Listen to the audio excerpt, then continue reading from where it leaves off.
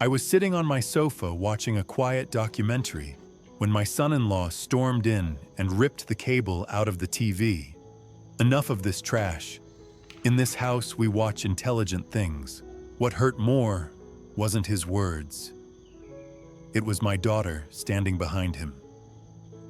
After 18 months living under my roof, she didn't defend me.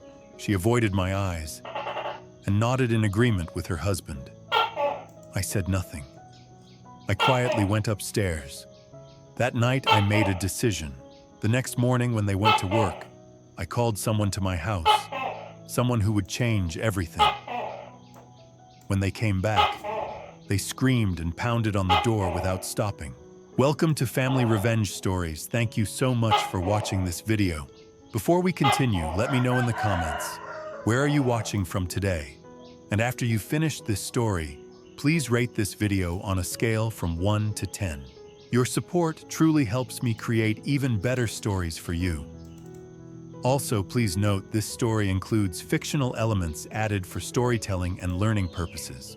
Any resemblance to names or places is coincidental, and the message is meant to offer insight. The black cable hanging from the wall was the end of my patience and the beginning of my reckoning. It was October 2025, a Friday afternoon that felt like any other until it wasn't. I'm Joe Brennan, 67 years old, retired investigative journalist, and according to the deed in my filing cabinet, the sole owner of these 4 walls. Though you wouldn't know it from the way I'd been living, I'd become a ghost in my own home. Seen but not heard. Present but not acknowledged. A piece of furniture that people stepped around on their way to more important things. Catherine, my wife, had been gone 5 years. With her went the last person who'd made this house feel like a home. My daughter Kinsley moved in 18 months ago with her husband Jason after they lost their apartment. I'd opened my door because that's what fathers do. We protect our children even when they're 38 and married to men we don't particularly like. That Friday afternoon, I was settled in my leather recliner, the one Catherine and I bought back in '98, watching a documentary about World War II campaigns in the Pacific. The autumn light slanted through the windows at that perfect golden angle. I was learning about the Battle of Guadalcanal when I heard the footsteps, Jason's footsteps. Heavy, aggressive, announcing his presence before he appeared. He filled the doorway at 4:30 like a storm cloud. Jason Caldwell, 40 years old, allegedly a real estate agent, though I'd never seen evidence of a single sale. He wore one of those expensive shirts that cost more than my weekly grocery budget. Enough of this garbage, he announced, not asked. This house needs to raise its standards. I looked up from the screen. Excuse me, yet this trash you watch all day. He gestured dismissively at the television. It's bringing down the intellectual energy of the entire house. We need to be better than this, Joe. Notice he called me Joe, not Dad, not Mr. Brennan, just Joe, like we were buddies. Like he had any right to march into my living room and make demands. It's a documentary about World War II, I said quietly. 42 years of journalism had taught me to keep my voice level when I wanted to shout. Educational programming. It's old men talking about old wars. He crossed the room in 3 strides. We're cultivating a more elevated atmosphere here, more refined. I should have seen it coming. Should have recognized the look in his eyes, that blend of contempt and entitlement I'd seen in dozens of criminals I'd exposed during my career. But this was my home, my sanctuary. Jason reached behind the television and yanked the cable out with one sharp pull. The plastic connector cracked. The screen dissolved into static, then darkness. The documentary narrator's voice, mid-sentence about Marine sacrifices, was cut off as abruptly as if I'd been the one to die. "Whoa there," he said, holding up the severed cable like a trophy. "That's better. Now maybe you can spend your time on something worthwhile instead of rotting your brain." I sat frozen, the remote still in my hand. Useless now. A piece of plastic pointing at a dead screen. "We'll discuss more appropriate entertainment options at dinner," he called over his shoulder, already walking away. Kinsley and I have some ideas about bringing this household into the 21st century. The front door opened at 6:15. Kinsley's car, her footsteps on the porch, tired, careful, like someone who'd spent 12 hours on her feet at the hospital. She was a nurse, a good one. I heard her bag hit the floor, heard her greeting to Jason in the kitchen, heard the low murmur of his voice undoubtedly spinning the cable incident to make himself the hero. She appeared in the doorway 5 minutes later, still in her scrubs. "Hey, Dad." The word felt mechanical. A social obligation rather than connection. "Hi, sweetheart," I replied, and I meant it. Despite everything, she looked at the dark television, at the severed cable on the table, then at me. I waited. Waited for her to ask what happened. Waited for her to defend me. Waited for some sign that the girl I'd raised, the one who'd stood up to bullies in 3rd grade, was still in there. "Dad," she said, disappointment heavy in her voice. "Mom would be ashamed of how you spend your time. Jason's right about the intellectual energy in this house. We all need to do better." She walked away without waiting for a response. Probably went to congratulate her husband on being brave enough to discipline the old man. I sat there as the autumn light faded to dusk. Sat there as streetlights flickered on. Sat there holding that severed cable in my hands, feeling the broken plastic edges dig into my palm. 7 o'clock came and went. The house filled with sounds of Jason and Kinsley making dinner together, laughing at something on their phones, living their life in my home, as if I was already gone. As if I was just another piece of old furniture waiting to be hauled away. I looked at the cable, black, dead, useless in my hands. Then I looked at the walls around me. The walls Catherine and I had painted. The floor we'd refinished. The windows we'd chosen. The life we'd built. That's when I felt it. A shift inside my chest. Like a lock turning. Like something that had been sleeping for 18 months finally waking up. I'd spent 4 decades as an investigative journalist.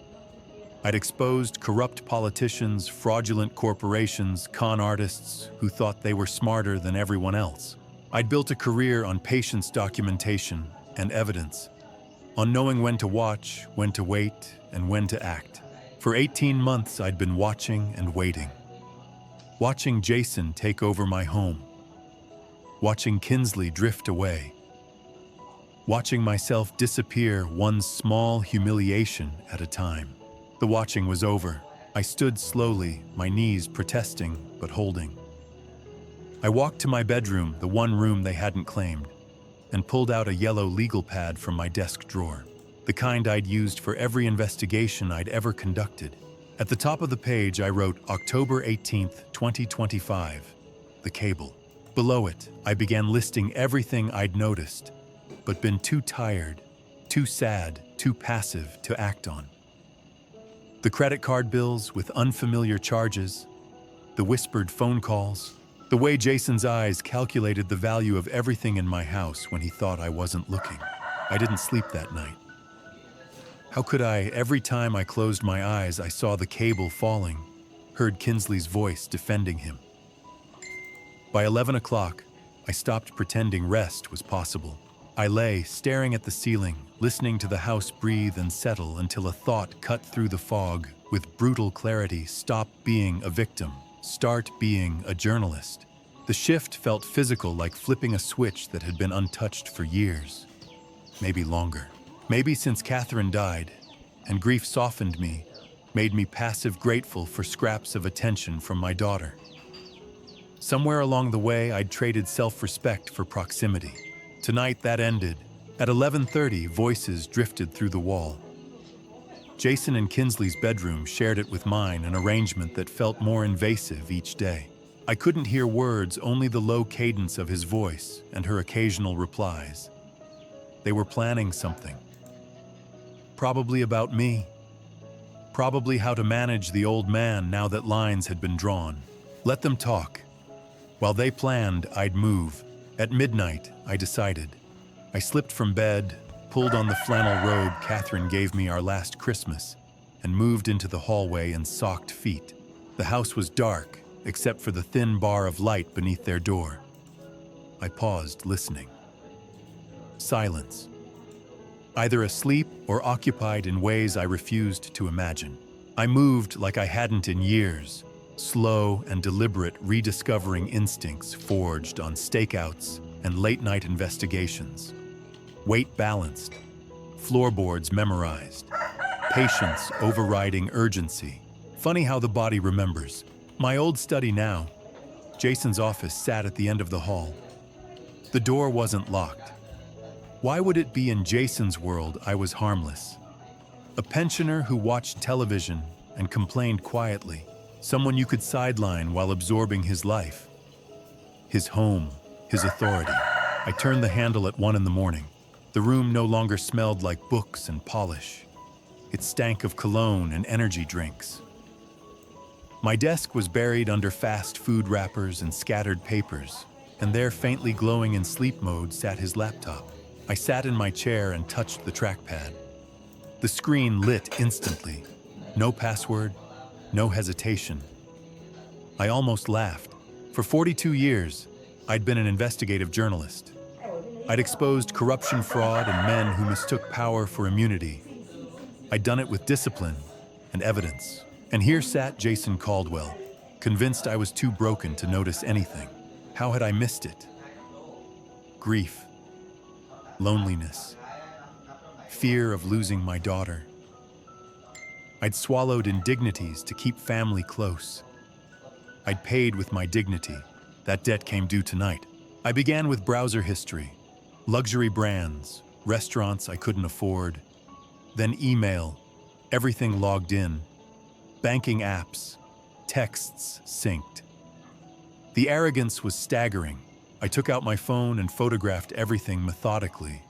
My hands were steady. This wasn't anger. It was clarity, muscle memory. At 2 a.m, I found the credit card statements. My credit card, the one I hadn't used in months, the one meant for emergencies buried in my wallet. According to these statements, I'd been living extravagantly. $900 dinners, $3,000 shopping sprees, spa charges labeled luxury wellness, electronics I'd never seen, a weekend resort bill I couldn't pronounce. The charges spanned 6 months, statement after statement. Each signature close to mine, but wrong. Close enough for a glance. Not close enough to fool a man who'd signed his name for 67 years. $47,000. In half a year, my son-in-law had stolen $47,000, and he documented it all. I photographed every page, every forged signature, every absurd charge. 43 images in total. 43 quiet clicks sealing his fate. At 2:20, my blood iced. A door opened, footsteps, Jason heading to the bathroom. I closed everything, returned the desktop exactly as I found it, eased the laptop into sleep mode. The footsteps approached. I pressed myself against the wall, heart hammering. The bathroom door shut. Water ran. I slipped into the hall and back to my room, moving fast but silent. Behind me, the bathroom door opened again. Jason padded past. I closed my door and sat on the bed. At 2:30, phone clenched, adrenaline finally catching up. I waited until I was certain he'd gone back to sleep. My hands shook now, but the evidence was safe. The fraud wasn't the worst thing on that laptop. I'd glimpsed emails with subject lines that turned my stomach. Those would wait. I'd risked enough. I scrolled through the photos once more. Clear, legible, damning. For decades, I'd chased truth. Tonight, the truth had come to me. I should have slept. The credit card evidence was enough. But at 2:30 in the morning, sitting on my bed with my phone, my thumb kept scrolling through the photographs. That's when I saw it. An email thread I'd captured almost by accident. Subject line, Re Joseph Brennan, long-term care options. My stomach dropped. I enlarged the image. The exchange was between Jason and someone named Susan Whitfield, senior living consultant at Sunrise Meadows Memory Care Facility. Memory care. They thought I needed memory care. The first email was dated August 15th, 3 months ago. Jason's message was brief. Hi Susan, thanks for taking my call yesterday. I'm looking into options for placing an elderly relative. He's becoming increasingly difficult to manage at home. What's the process for admission? Elderly relative, difficult to manage. As if I was a problem to be solved rather than the man who owned the house he was living in. Susan's response came 3 days later, professional and sympathetic. We understand how challenging it can be when a family member shows signs of cognitive decline. Our facilities require documented evidence of such decline, as well as family consensus regarding professional care. We need medical assessments, proof of inability to maintain independent living, and either the patient's consent or legal power of attorney. I was 67 and sharper than I'd been at 40, but Jason was building a case that I was losing my mind. The September 10th email made my hands shake. Jason wrote, "The old man is stubborn but showing signs. Confusion about dates, repeating himself, occasional disorientation. My wife agrees he needs professional care. We're both concerned about his safety. What documentation would you need from us? Lies." Every word was lies. I'd never been confused or disoriented. This was pure fabrication to justify warehousing me while he sold my house, and he claimed Kinsley agreed. My daughter, who'd promised at her mother's funeral to always take care of me, had apparently signed off on having me declared incompetent, unless he was lying about that too. Susan's response outlined the roadmap physician's assessment, documenting cognitive decline power of attorney established, while the patient was still competent enough to sign, then admission paperwork. Jason had been laying groundwork, probably shopping for a doctor willing to diagnose decline in a healthy man, drafting power of attorney documents for me to sign without reading carefully. The final email, dated September 28th, was the most damning. Jason wrote, "Attached is the brochure and preliminary application with his information. Once Joseph is placed in your care and power of attorney transfers, the house can be sold within 90 days. Property value around $800,000. After facility costs are deducted, that should leave a substantial amount for managing his ongoing care. $800,000.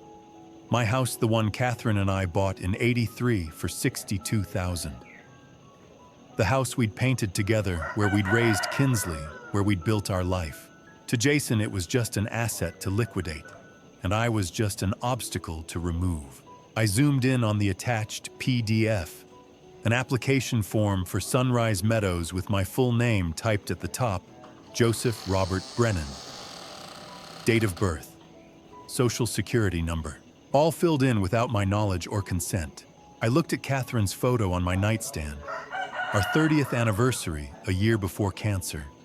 She was laughing, eyes bright.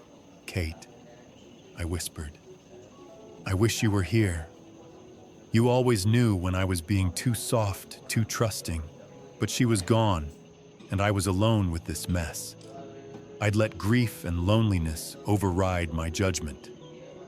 Let Jason into my home because I couldn't bear separation from Kinsley. I connected my phone to my laptop at 2:45, created a folder, Evidence J. Caldwell, started copying files, phone to hard drive to USB drive, redundancy, multiple backups, every journalist's first lesson. By 3 o'clock, I had 3 complete copies, 47,000 in fraud. A conspiracy to declare me incompetent and institutionalized. A plan to sell my home while I lived out my years in a facility I'd never agreed to.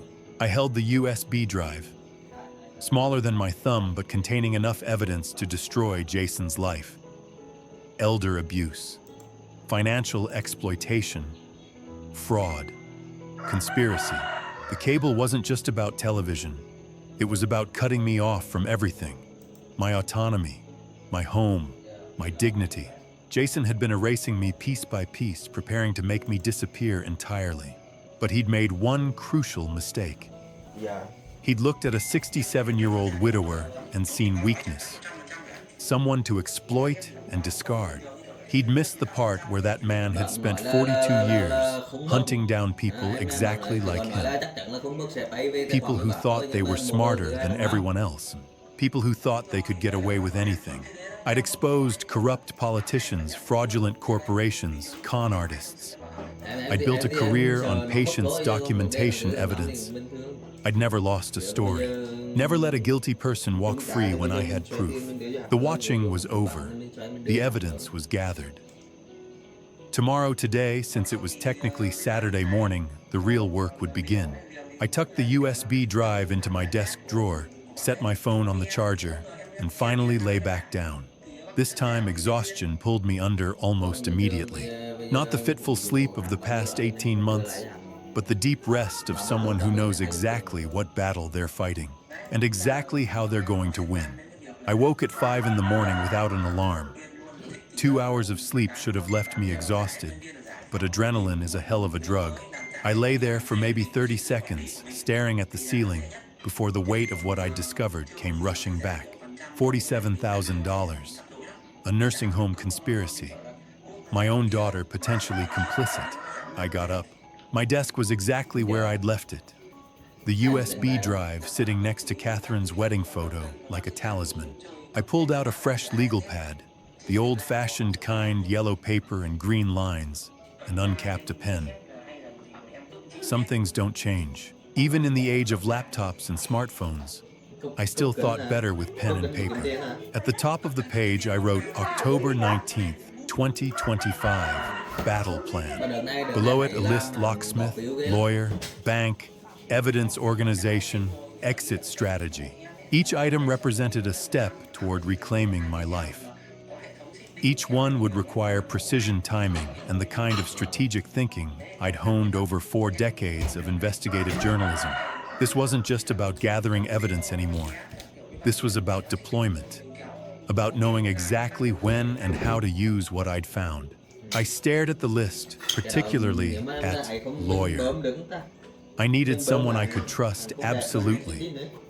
Someone who knew me well enough to believe this story without questioning my competence. Someone who wouldn't look at a 67-year-old man claiming his son-in-law was trying to institutionalize him and wonder if maybe the old guy really was losing it. There was only one name that made sense. At 5:30, I picked up my phone and dialed a number I'd known by heart for 40 years. Charles Norton answered on the third ring, his voice rough with sleep. This better be good. Do you know what time it is? Charles, it's Joe Brennan. I need your help. The irritation vanished from his voice immediately. Charles and I went back to 1985, when we'd both been younger and stupider working together to expose a city councilman taking kickbacks from construction companies. He'd been the legal expert who helped me navigate the complexities of proving corruption. I'd been the journalist who knew how to find the dirt and make it stick. We'd made a hell of a team. She was, "What's wrong? Are you okay?" I'm fine, physically anyway. But I need a lawyer, Charles. It's about elder abuse. I paused, let the weight of it settle. And I'm the victim. Silence on the other end. Then, "You're serious. Completely serious. In my own home. Jesus, Joe." I heard movement, probably him sitting up in bed. "Tell me what's happening." So I did. Kept it brief, hitting the main points. Jason and Kinsley living with me for 18 months. The cable incident yesterday. My overnight investigation. The credit card fraud, $47,000 over 6 months. The emails about putting me in memory care. The plan to sell my house. Charles listened without interrupting his breathing, the only sound that told me he was still there. When I finished, the silence stretched long enough that I thought the call might have dropped. "Quill, Charles, I'm here. I'm just..." He exhaled hard. "Joe, this is serious. Elder financial abuse, identity theft, conspiracy to commit fraud. If what you're telling me is accurate, if you have the documentation, Jason could face 5 to 10 years in prison. I have the documentation. Photos of everything. Credit card statements, emails, the whole conspiracy laid out in his own words. And your daughter Kinsley, what's her involvement?" That question hurt more than any of the others. I don't know. Jason claims she agrees I need professional care. Whether that's true or whether he's manipulating her too, I can't tell yet. Okay. Charles's voice shifted into professional mode, the tone I remembered from 30 years of working together. First thing, don't confront them. Not yet. We need to secure everything legally. Can you meet Monday morning, my office, 9 o'clock? I'll be there. Good. Between now and then, I need you to do a few things. Make copies of everything, multiple copies. Cloud storage, physical drives, whatever you can. Send me a set via encrypted email. And Joe, don't delete anything from his laptop. Don't move anything. We want to preserve the evidence chain. Already ahead of you on the copies. Cloud laptop, USB drive. I heard him smile through the phone. Still got those investigative instincts. Good. We're going to need them. After we hung up, I spent the next hour creating additional backups. Uploaded everything to my secure cloud storage. Made a second USB drive and put it in a different location. Sent Charles an encrypted file with the most damaging evidence. Every step was methodical, careful, exactly how I'd handled sensitive documents during my journalism career. By 7 o'clock, I had 6 complete copies of evidence stored in different locations. Redundancy squared. Even if Jason somehow discovered what I'd done and tried to destroy the originals, I'd still have everything I needed to bury him. I picked up the wedding photo from my desk. Catherine in her white dress, me in a rented tuxedo that didn't quite fit. 1982, a lifetime ago. She'd been 26, I'd been 39. People had said we were an odd match. Her so young and full of life, me already set in my serious journalist ways. But she'd understood me in ways no one else ever had. You always said I let people walk over me, Kate, I whispered to the photograph. You'd get so frustrated when I'd rather avoid conflict than stand up for myself. Remember when my editor tried to kill that corruption story? You told me if I backed down, you'd never forgive me. I'd published that story. It had cost me 6 months of political warfare and nearly my job, but it had exposed the truth. And Catherine had been proud. So I backed down a lot after you left. Let Jason take over because fighting seemed too hard. Let Kinsley drift away because I was afraid of losing her completely. You'd be disappointed in me. I set the photo down gently. But not anymore. Watch me fight, sweetheart. This one's for both of us. At 8 o'clock, I heard movement upstairs. Water running, footsteps. The sounds of Jason and Kinsley starting their Saturday morning, as if yesterday's cable incident had been nothing. As if they hadn't spent months plotting to rob me blind and lock me away.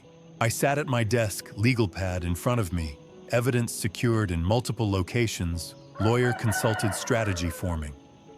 Jason thought he was dealing with a confused old man, a non-threat, someone who could be pushed around and eventually erased. By Monday morning, he was going to learn exactly how wrong he'd been. I'd spent 42 years taking down people who thought they were untouchable. Jason Caldwell was just another name on a very long list, and I'd never failed to expose the truth yet. The sound of Jason's truck backing out of the driveway at 7:45 that Monday morning was different somehow. Sharper, more final. 5 minutes later, Kinsley's sedan followed her tires crunching over the fallen October leaves that carpeted our street. I watched from the upstairs window until both vehicles turned the corner and disappeared. Then I reached for my phone. Valdez locksmith Tony speaking. Tony, this is Joe Brennan over on Maple Drive. I need all my locks changed. Every entry point. Today. There was a brief pause on the line. Tony Valdez had been in business in our neighborhood for 30 years. He'd rekeyed my house back in 2003 when we'd lost a set of keys at the grocery store. Catherine had been with me that day, laughing about how we'd torn the car apart looking for them. How soon can you be here, Joe? 9 o'clock work for you? I'll be there. Standard deadbolts on all doors. Big high security. The best you've got. Another pause, shorter this time. Tony was a pro. He knew when not to ask questions. Got it. See you at 9. I hung up and looked at the clock. 1 hour and 15 minutes until the first lock turned. Until the first piece of my home became mine again. I spent that hour moving through the house like a ghost, cataloging everything that would soon be behind new locks. The front door where Jason had stood 2 nights ago with that black cable in his hand. The back door where he'd started parking his truck too close to mine, boxing me in. The garage door, the basement entrance. 4 points of entry.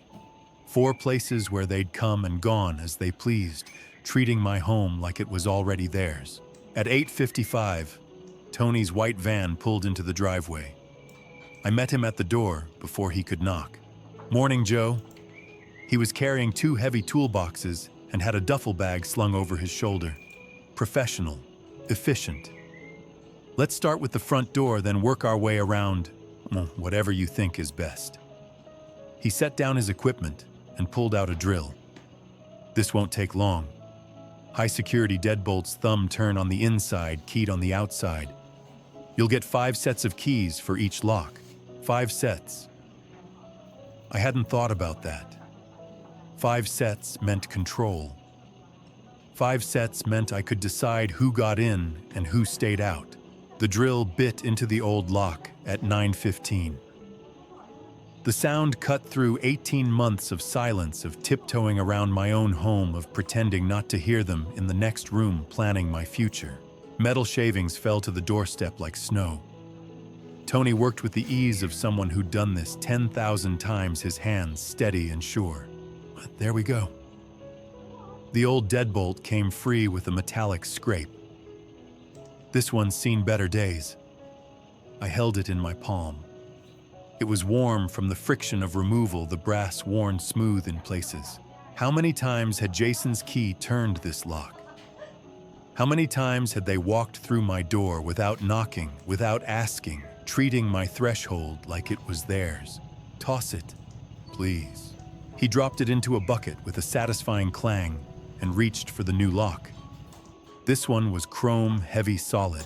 When he installed it and handed me the first key, it felt like holding a piece of my dignity. "Try it." I slid the key into the lock. It turned smooth as butter. Click. The bolt shot home. Click. It retracted. 4 times I tested it, feeling the precision of new mechanisms, the promise of security. Back door next. We moved through the house in silence. The drill sang its metallic song at the back entrance at 9:45. Same process. Old lock out, new lock in. Tony worked with the kind of efficiency that comes from decades of experience, never wasting emotion. Mirage at 10:15. Lead the way. By the time we reached the basement door at 10:45, I'd started to feel something I hadn't felt in 18 months. Not quite freedom yet. More like the possibility of freedom. Each new lock was a barrier, yes, but more than that, it was a choice. My choice. About who could enter my space and who couldn't. That's the last one. Tony wiped his hands on a rag and started gathering his tools. 4 high-security deadbolts, 20 keys, total 5 sets for each door. Keep them separated, maybe give a set to someone you trust. I thought immediately of Charles Norton. 1 set for him, 1 for my safe deposit box, 1 hidden in the house, 1 in my car, 1 on my person. "What do I owe you, Tony?" He named a figure. I pulled out my wallet and added $200 bills on top. For the discretion, Tony looked at the extra money, then at me. Something passed across his face, understanding maybe, or recognition. He'd been in this business long enough to know that not all lock changes were about lost keys. "You take care of yourself, Joe." He pocketed the cash and extended his hand. His grip was firm, solid, the handshake of a man who understood that some work was about more than just locks and keys. I walked him to the door, my door with my new lock, and watched his van pull away. Then I turned back to the empty house and tested each lock 1 more time. Front door, click. Back door, click. Garage, click. Basement. Click. 4 locks, 20 keys. And for the first time in 18 months, I smiled. By 11:30, Tony's van had disappeared down Maple Drive, and I had 4 new keys in my pocket, one for each lock he'd installed. But keeping Jason and Kinsley out physically was only half the battle.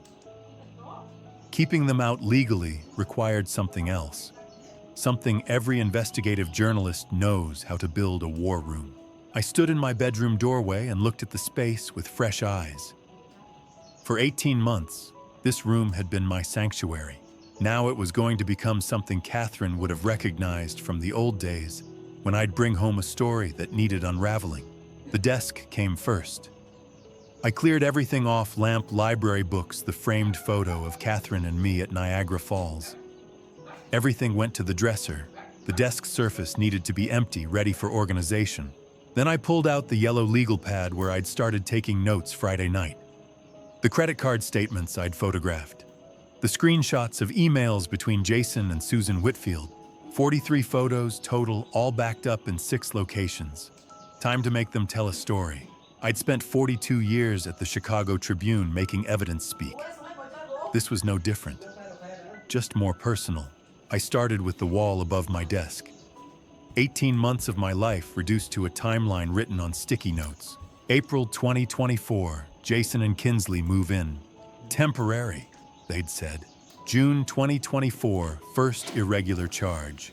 $890 at a steakhouse. August 2024, Jason starts talking about how I'm wasting money on utilities. October 2024, I catch him going through my mail. He laughs it off. February 2025, the nursing home emails begin. Jason to Susan Whitfield, looking to arrange care for an elderly relative. September 2025, Susan sends the Sunrise Meadows brochure, application filled out with my information, my signature forged. October 18th, 2025, Jason cuts the cable. October 21st, 2025. Tony installs new locks. I take my house back. I stepped back and looked at the wall. When you saw it laid out like that, the pattern was unmistakable. This wasn't a son-in-law who'd overstayed his welcome. This was a predator who'd been circling from the start. Next came the evidence categories. 3 folders, 3 colors. I'd learned this system covering the city corruption scandal back in 2009. Red folder, financial evidence. Credit card statements showing $47,000 in fraudulent charges. Screenshots of my forged signature compared to my real one. Bank records showing my checking account balance dropping from comfortable to concerning. Blue folder, communication evidence. Every email between Jason and Susan Whitfield. The nursing home brochure. Text messages I'd photographed from Jason's phone last week. Messages to Kinsley about when the old man's out of the picture. Green folder, witness statements. Barbara Peterson next door had seen Jason carry boxes from my basement back in July. Arthur Coleman, 3 doors down, had heard Jason on the phone talking about property values. Karen Phillips across the street had noticed I'd stopped waving hello around, the same time Jason started answering my doorbell. The folders went on the desk, left to right. Beginning, middle, end. At 11:45, I picked up my phone and dialed a number I hadn't called in 6 months. Stephen Hughes.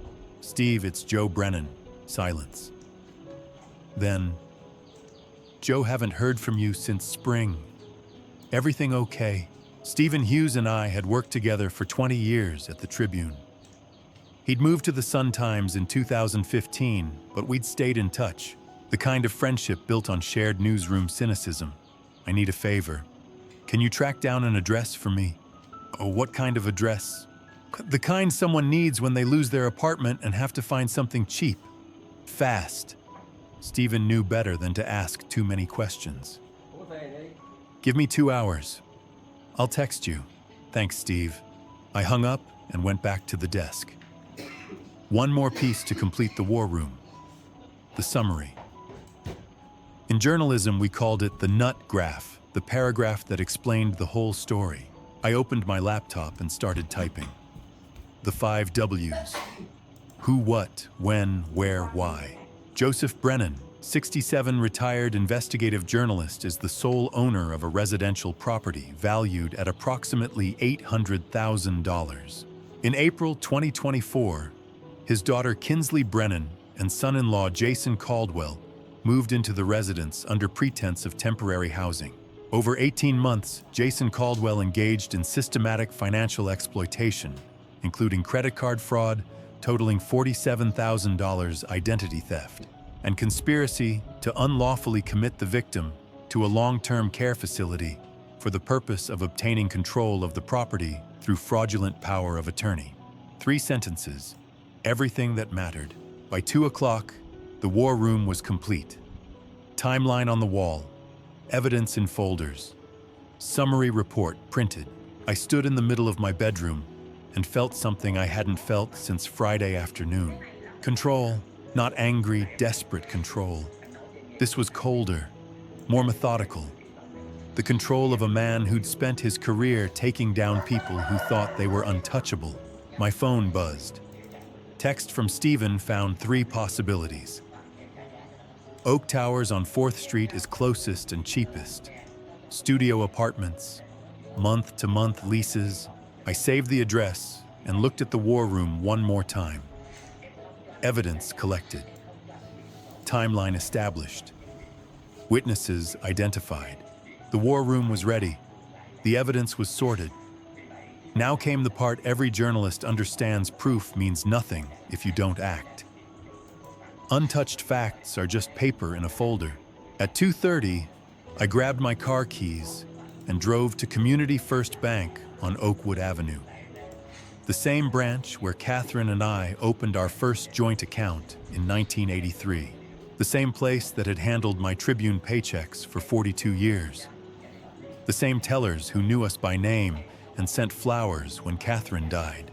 Now I was here to tell them my own family had been stealing from me. The lobby was calm for a Monday afternoon. 2 tellers behind the counter. An elderly couple speaking quietly at the mortgage desk. Fluorescent lights humming overhead. I approached the reception desk, where a young woman wearing a name tag that read Jessica looked up. "I need to speak with a branch manager," I said. "Do you have an appointment, sir?" "No. It's about fraud on my account." "It's urgent." Her expression changed instantly. "Please have a seat. I'll check if Ms. Foster is available." I sat in the waiting area with the red folder resting on my lap. Through the glass walls, I could see Linda Foster inside her office phone pressed to her ear. Mid-50s dark hair, pulled back posture, sharp with decades of banking experience. She glanced up, recognized me, and nodded. 10 minutes later, Jessica led me inside. Mr. Brennan. Linda stood and shook my hand firmly. Jessica mentioned fraud. "Please sit." I placed the red folder between us. "Ms. Foster, I need to report identity theft and credit card fraud. I'm the victim." Her eyebrows lifted slightly. "When did you discover the activity?" "Friday night. But it's been happening for 6 months." I opened the folder. Credit card statements with highlighted charges. Signature comparisons. Screenshots showing luxury purchases I never made. Linda leaned forward, scanning each page. When she reached the signature comparison, her mouth tightened. "Mr. Brennan," she said quietly, "this totals $47,000. "Yes, and you only discovered this recently." I trusted the wrong person. She looked at me, and I recognized that look the moment when a professional realizes this isn't a minor issue. Who did this? My son-in-law. He intercepted my mail, forged my signature, and used my credit card without permission. She exhaled slowly and reached for her phone. "This qualifies as elder financial abuse. It's a serious crime." "I know. I covered financial crimes for the Chicago Tribune." Something shifted in her expression. Recognition, maybe respect. She dialed an internal number. "This is Linda Foster, Oakwood branch. I need fraud services for identity theft and unauthorized use. Amount approximately $47,000 over 6 months." She listened. "Yes, I'll hold." While waiting, she pulled up my account history. I watched her scroll through transaction after transaction. steakhouses I'd never visited, boutiques I'd never entered, a luxury hotel stay while I'd been home watching documentaries. "Yes, I'm here," she said into the phone. "Account number." She read it aloud. "Freeze all cards immediately. Initiate disputes on all flagged charges. The customer is present with documentation." "Understood." She ended the call and faced me. "Your card is frozen as of now. No purchases can be made. We're also placing enhanced fraud protection on your account. Any transaction over $50 will require voice verification directly from you." "Good. I'll also give you documentation for law enforcement and legal counsel." She glanced at the folder. "Do you have an attorney?" "Charles Norton." Her lips curved slightly. "Charlie Norton, I know him." "You're in good hands." She spent the next 20 minutes generating reports, completing affidavits, and creating a formal trail. Each time I signed my name, my real signature, I felt a measure of control return. "Mr. Brennan," she said carefully, "does your daughter know what her husband has been doing?" The question hit harder than any number on those statements. "I don't know," I said, "but I'm going to find out." She organized the paperwork and handed me a final folder.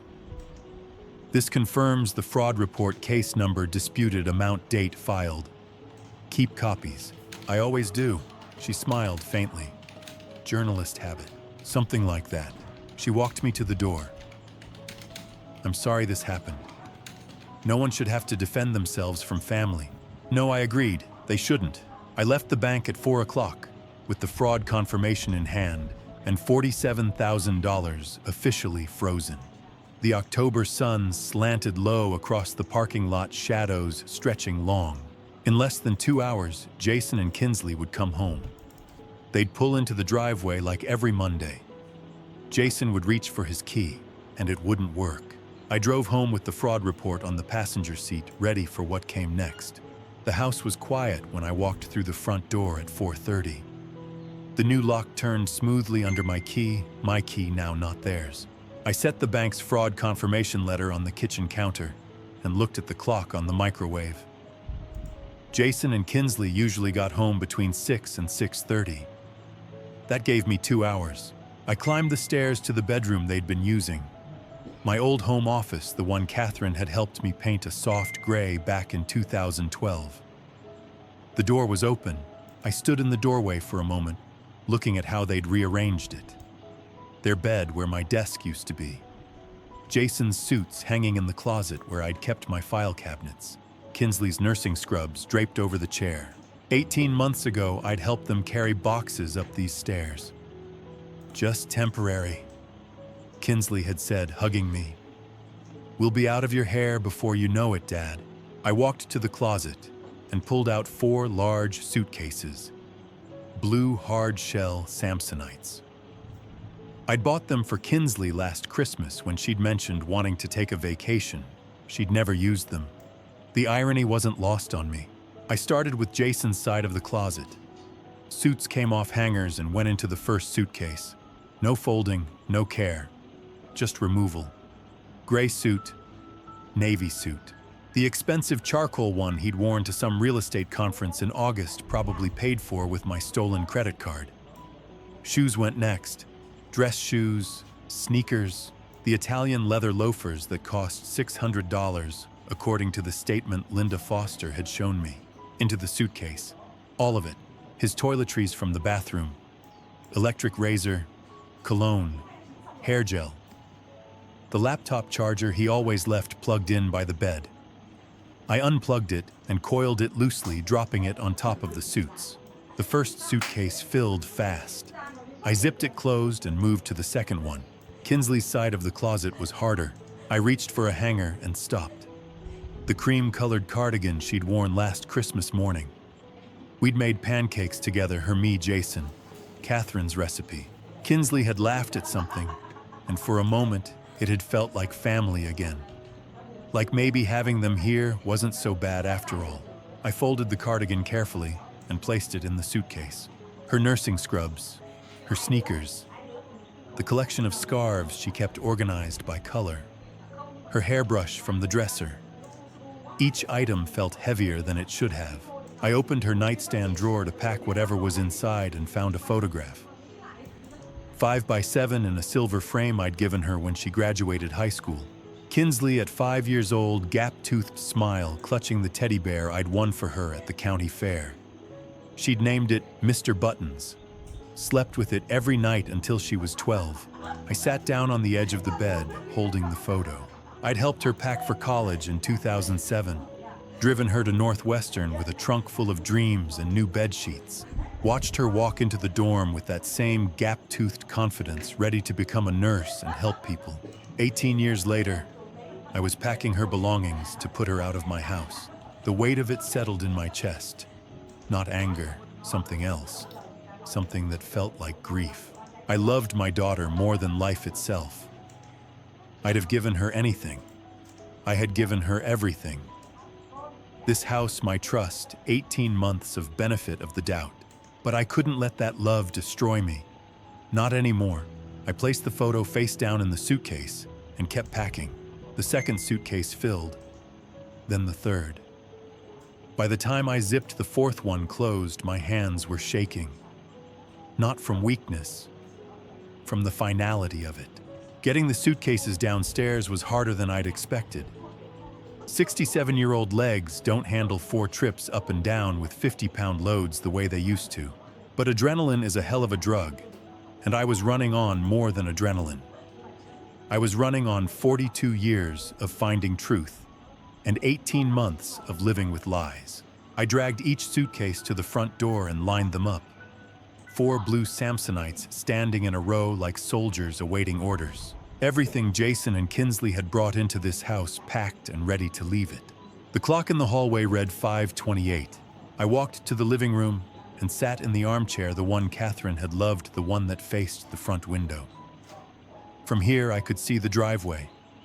I could see when they pulled in, when Jason tried his key and realized it didn't work, when they saw the suitcases. I thought about the war room upstairs, the timeline on the wall, the evidence in folders, the fraud report from the bank in the kitchen, Charles Norton's office tomorrow morning at 9.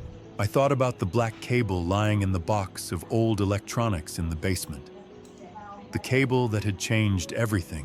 And I thought about Kinsley, my daughter, the gap-toothed 5-year-old who'd believed I could do anything, the 38-year-old woman who'd stood in this living room 3 nights ago and taken her husband's side while he humiliated me. Did she know? Had she known about the credit cards? The nursing home plan? Or had Jason played her the same way he'd played me? I didn't know. But in less than an hour, I was going to find out. The house settled around me. The refrigerator hummed. The October sun slanted lower through the windows, casting long shadows across the hardwood floors. Catherine and I had refinished together in 1998. I sat in the armchair and watched the driveway, and I waited. The wait ended at exactly 6:07. I heard Jason's truck first, that aggressive rumble he thought made him sound successful. Then Kinsley's sedan, quieter, pulling in right behind. I didn't move from the armchair. I just listened. Car doors. 2 of them. One slam, one soft close. Footsteps on the front walk. The scrape of shoes on the welcome mat Catherine had picked out at Target back in 2016. The mat that said "Home Sweet Home" in careful cursive. Then the sound I'd been waiting for. Metal on metal. A key sliding into a lock that no longer recognized it. Scraping, jiggling, a confused grunt. What the? Jason's voice muffled through the door. Key's not working. Must be stuck or something. Let me try. Kinsley's voice. Softer. Still trusting that there was a simple explanation. More scraping, more jiggling. The doorknob rattled. That's weird. Mine's not working either. I sat perfectly still in Catherine's chair. Through the front window, I could see their shadows on the porch. Jason bent over the lock. Kinsley standing behind him, her purse still on her shoulder. This doesn't make any sense. Jason's voice had changed. Sharper now. Suspicion creeping in. Joe, you in there? I didn't answer. The doorknob shook harder, metal grinding against metal. Joe, if this is some kind of joke. Maybe he's not home, Kinsley said. Maybe there's something wrong with the lock. We should call a locksmith. His car's in the driveway, Kins. He's home. Through the window, I watched Jason straighten up. Watched him look at Kinsley. Watched the moment when confusion started turning into something else. Come on. His shadow moved away from the door. Back entrance. I listened to their footsteps circle the house. Listened to them disappear around the corner. At 6:12, I heard them at the back door. The same sounds, key, lock, failure, frustration. At 6:15, the garage door. Jason's voice carried through the walls. What the hell is going on? At 6:18, I heard them at the basement window. The one that's stuck in humid weather. The one Jason had jimmied open last summer when I'd locked myself out working in the garden. It didn't open now. Tony Valdez had been thorough. The footsteps came back around to the front. Faster this time. Heavier. Then the pounding started. Chukyu. Jason's fist hit the door 3 times. Hard enough to rattle the frame.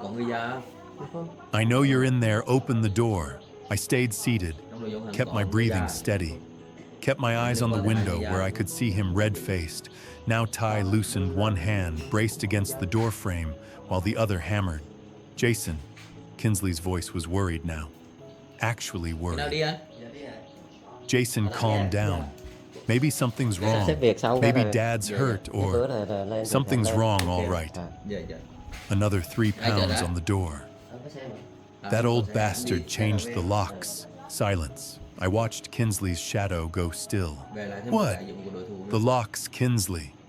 He changed the goddamn locks. That's why our keys don't work. But why would he do that? How the hell should I know? Maybe he's finally lost it. Maybe we need to call someone. Have him evaluated. Joe. More pounding. The door shook in its frame. Open this door right now! Across the street, I saw movement in Barbara Peterson's window. The curtain pulled aside just an inch. Barb's face pale in the evening light, watching. Good. Witnesses mattered. You can't just lock us out. Jason was shouting now. Full volume. The kind of shouting that carried down suburban streets on quiet October evenings. This is my house too, I live here. Jason, please. Kinsley's voice was small, scared. Not of me, I realized. Of him. Of whatever was happening that she didn't understand yet. Open the goddamn door.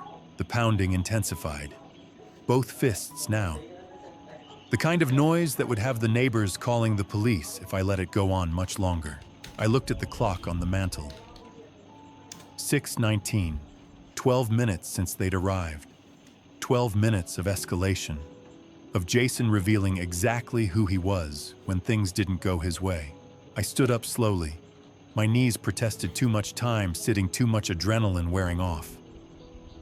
I walked past the 4 blue suitcases lined up like soldiers, past the kitchen where the fraud report still sat on the counter, into the front hallway where the pounding was loud enough to hurt my ears.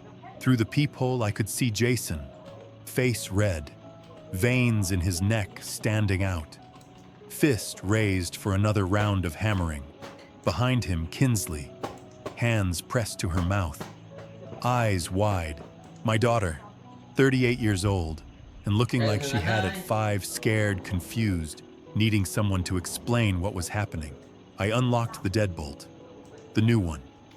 The one that had cost me $240 and Tony Valdez's discretion. Then I opened the door. I opened the door exactly 6 inches. Just enough for them to see my face, not enough to step inside. The security chain stretched tight between us, a visible boundary they had crossed and could not undo. Jason's eyes dropped to the chain, then snapped back to me. Shock flickered into confusion, then hardened into rage. Can I help you? My voice was calm, steady. The voice I used in interview rooms when I needed someone to talk themselves into the truth. Help us. Jason's face flushed red. What did you do to the locks? What the hell is wrong with you? This is my house. Actually, Jason, you may want to check the deed. This is my house, my name. Mortgage paid off in 2008. You were a guest. Past tense. Dad, Kinsley's voice cracked. Dad, what's going on? Why can't we get in?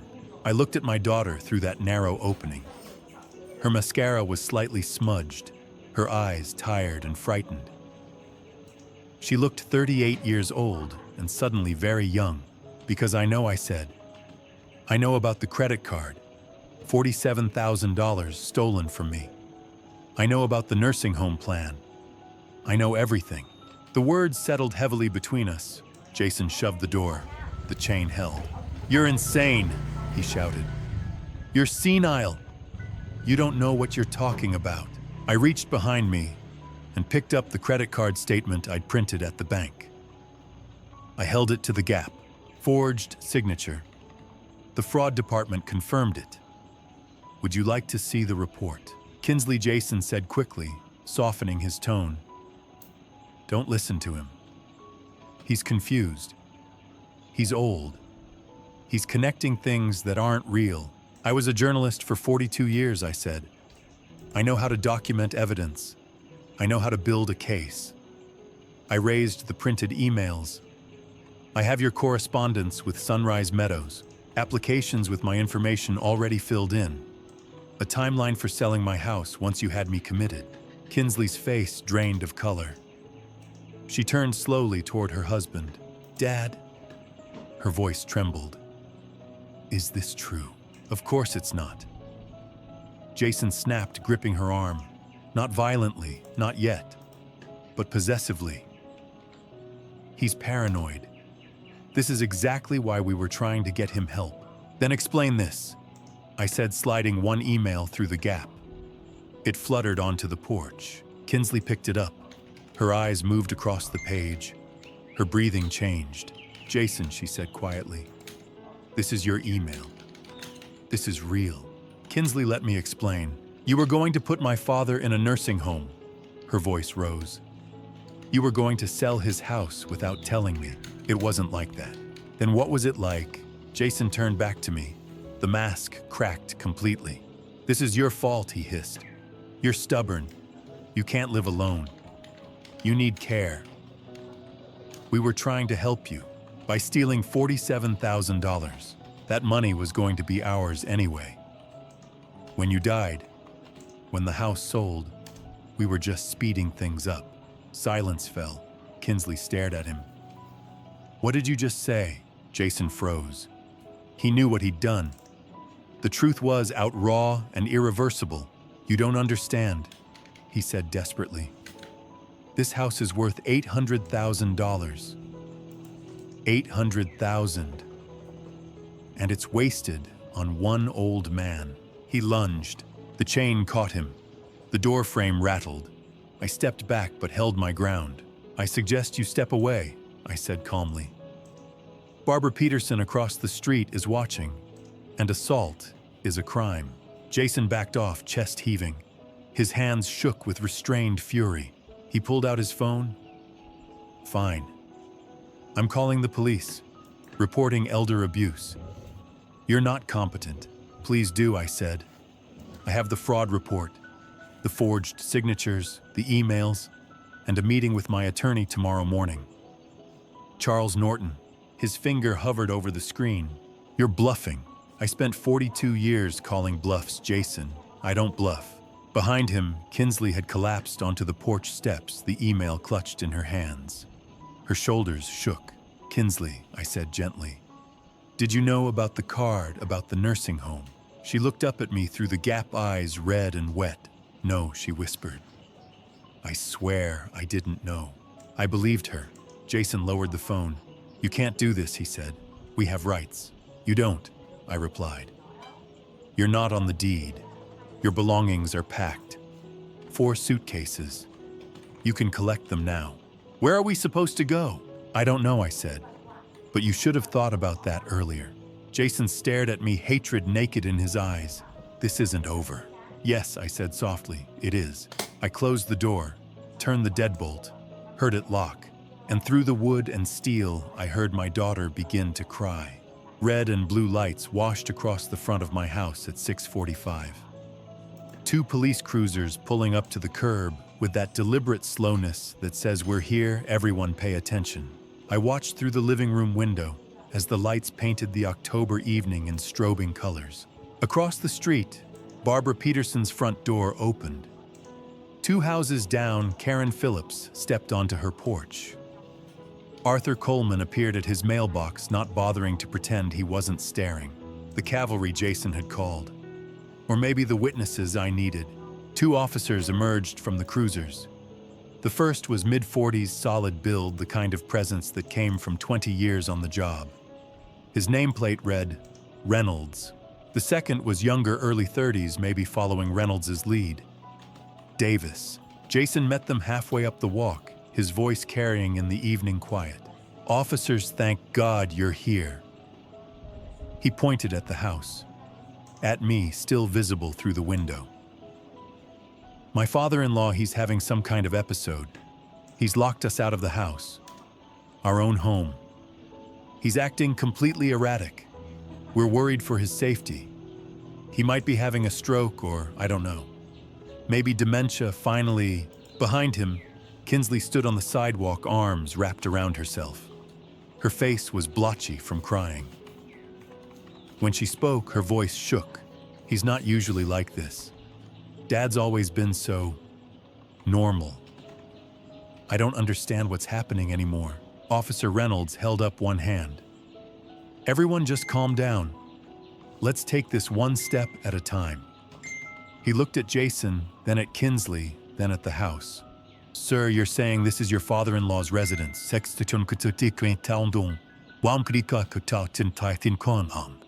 Yes, but we've been living here for 18 months. We're family. We have rights." "And is he the homeowner, legal owner?" Jason hesitated. Just a fraction of a second. "Well, yes, technically, but..." "Then let's start there." Reynolds walked up to the front door, knocked. Professional. Firm. "Sir, police. Can you come to the door, please?" I was already there, standing behind the door I'd closed 15 minutes ago. I opened it, the same 6 inches chain still engaged. "Officer Reynolds." "Yes, sir. Are you the homeowner?" "I am. Joseph Brennan, sole owner. Paid off the mortgage in 2008.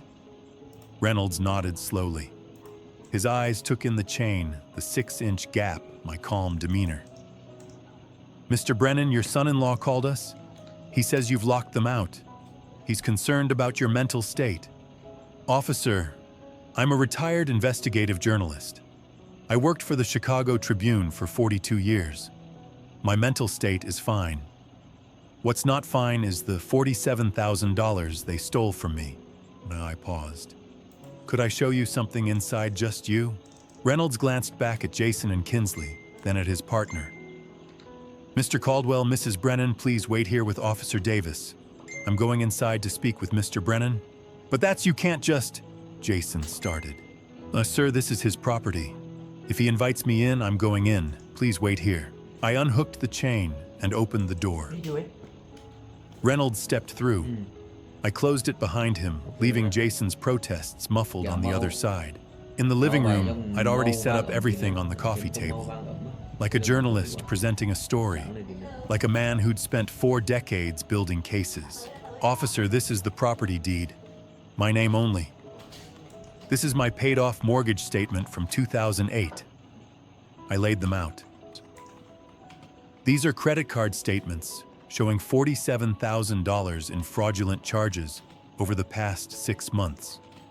These are signature comparisons, mine versus the forgeries. These are emails between my son-in-law and a nursing home consultant planning to have me committed so they could sell my house." Reynolds pulled out a small flashlight and examined each document. Took his time. 5 full minutes of careful review. Finally, he looked up. "Mr. Brennan, what you're describing is elder financial abuse. identity theft, potentially conspiracy to commit fraud. You have every right to refuse them entry to your home. In fact, given this evidence, I'd advise it.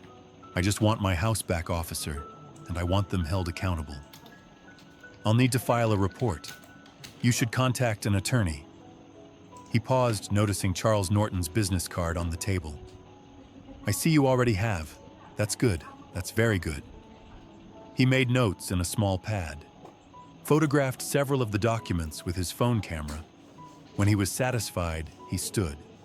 Mr. Brennan, you're the victim here, not them. Don't let anyone tell you different. We walked back to the front door together. When Reynolds opened it and stepped out, Officer Davis was standing with Jason and Kinsley exactly where they'd been left. Neighbors still watching from porches and doorways. The blue and red lights still painting everything in alternating colors. Reynolds walked down the porch steps and faced them. Mr. Caldwell, Mrs. Brennan, I've reviewed the situation. This property belongs to Joseph Brennan. He has provided documentation of financial crimes committed against him. You are not legal residents of this property. You need to leave. Now. Jason's face went red. This is absolutely insane. We live here. That old man is making things up. He's confused. Sir, I've seen the documents, bank statements, forged signatures, email correspondence about nursing home placement without his knowledge or consent. If you don't leave this property voluntarily in the next 5 minutes, I will arrest you for unlawful trespass and potentially for the crimes Mr. Brennan has documented. You can't be serious. I'm very serious, Mr. Caldwell. Officer Davis cleared his throat. Officers, there are 4 suitcases by the front door. Looks like Mr. Brennan has already packed their belongings. Reynolds glanced at me. I nodded. But then I suggest you collect them and leave. Now. The humiliation of it must have been excruciating. Jason Caldwell, who'd walked these streets for 18 months like he owned them now. Forced to carry suitcases to his truck under the eyes of Barbara Peterson, Karen Phillips, Arthur Coleman, and half the block. He grabbed 2 suitcases. Didn't look at me, didn't look at the neighbors, just stormed to his truck with that aggressive stride that didn't quite hide the rage shaking his shoulders. Kinsley stood frozen on the sidewalk staring at the other 2 suitcases. Then she looked up at me, still standing in the doorway. Dad, 1 word. That's all she said. 1 word that contained 18 months of history and 38 years of being my daughter, and the weight of realizing she'd chosen the wrong side. I didn't respond. Couldn't. The words were tangled somewhere between my heart and my throat, trapped by everything I wanted to say and everything I couldn't. She picked up the other 2 suitcases, walked to Jason's truck, loaded them in the back without looking at him either. They got in. Engine started. Jason backed out of the driveway, my driveway, for the last time. The truck rolled down Maple Drive, taillights getting smaller, turning the corner, disappearing. Officer Reynolds approached me where I still stood in the doorway. Mr. Brennan, you did the right thing. I know it doesn't feel like it right now, but you protected yourself. That matters. Yeah, thank you, officer. File that report with your attorney. Prosecute if you can. People like that, they don't stop until someone makes them. He handed me a card with his report number on it. Then he and Officer Davis got back in their cruisers and drove away, taking the blue and red lights with them. The street went dark again. Normal suburban October evening dark. Slowly, the neighbors went back inside. Barb Peterson last lingering on her porch, catching my eye. She nodded once. Just once. Then she went in too. I stood in my doorway, my house, my lock, my key, and looked at the empty driveway. 7:15 on a Monday night. 18 months of invasion ended in 30 minutes. I went inside and closed the door. By 8 o'clock, the street had gone quiet again. The neighbors had retreated indoors, though I was certain phones were ringing behind drawn curtains, voices replaying what they just witnessed. The police cruisers were gone. The red and blue lights had faded into memory, and I was alone, truly alone for the first time in 18 months. I closed the door, my lock, my house, and leaned back against it. I stood there with my eyes closed, drawing in a slow, careful breath, the kind I hadn't been able to take since April of 2024. The silence felt different. Not the tense silence of watching my words, wondering if Jason would be in one of his moods, or if Kinsley would give me that look that said, "Let it go, Dad." This silence had weight, but it didn't crush me. It belonged to me. I walked through the house slowly. The living room first. The armchair where I'd sat earlier waiting for them to come home. The coffee table where I'd laid out evidence for Officer Reynolds less than an hour ago. Everything was still. Everything intact. The kitchen came next. Jason's coffee mug sat in the sink, the expensive ceramic one with a smug quote about success. I washed it, dried it, and put it in the cabinet. Tomorrow I'd donate it. Tonight I just needed it gone. His shoes waited by the back door. Size 11 Nikes, barely worn. I picked them up, slid them into a plastic bag, and set them aside. His jacket hung over a dining chair. Navy blue, real estate logo stitched over the chest. I folded it and added it to the pile. Each item I cleared felt like reclaiming territory, like planting a flag on ground that had been occupied too long. This space is mine again. At 8:30, I opened the refrigerator and really looked inside. For months, I'd eaten whatever was quickest, whatever caused the least friction. Tonight, I pulled out pasta butter garlic. Simple. The kind of meal Catherine used to make when neither of us felt like fussing. I boiled water, minced garlic, melted butter in a pan. The smell filled the kitchen, warm and familiar, and for the first time since they'd moved in, the house smelled like my cooking. I sat at the dining table instead of standing at the counter. No television, no conversation. Just the sound of my fork against the plate and the steady hum of the refrigerator. Peaceful, that was the word. But peace invites memory. I thought about Kinsley, about the way she'd looked at me on the sidewalk when she said, "Dad."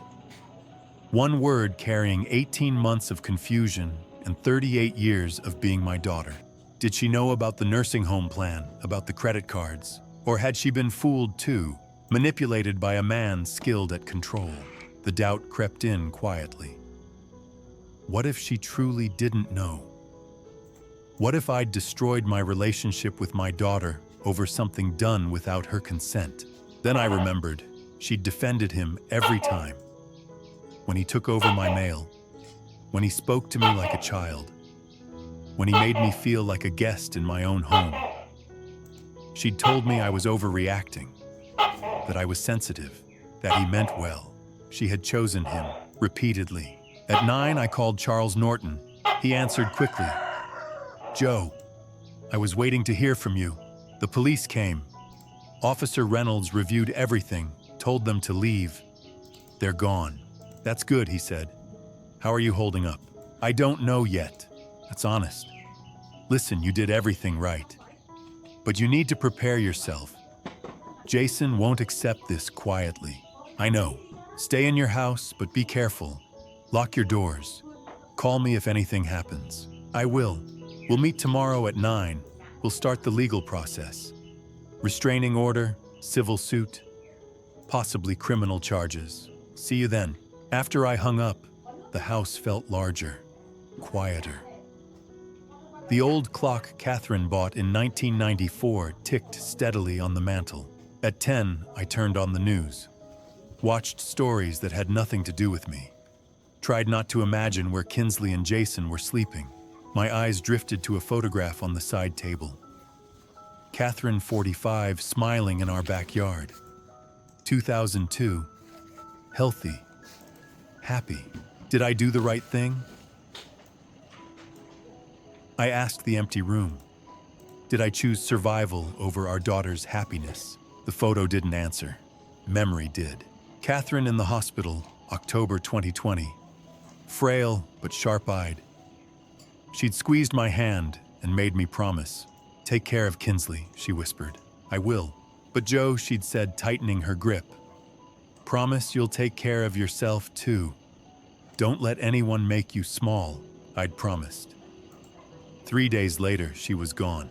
5 years later, I'd finally kept both promises.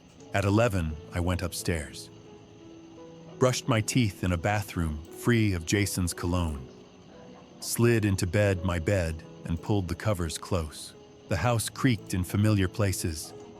The October wind brushed the windows. Tomorrow would bring lawyers, judgment, and consequences. But tonight I was just tired.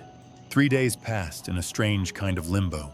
On Tuesday, I met Charles at his office and signed paperwork.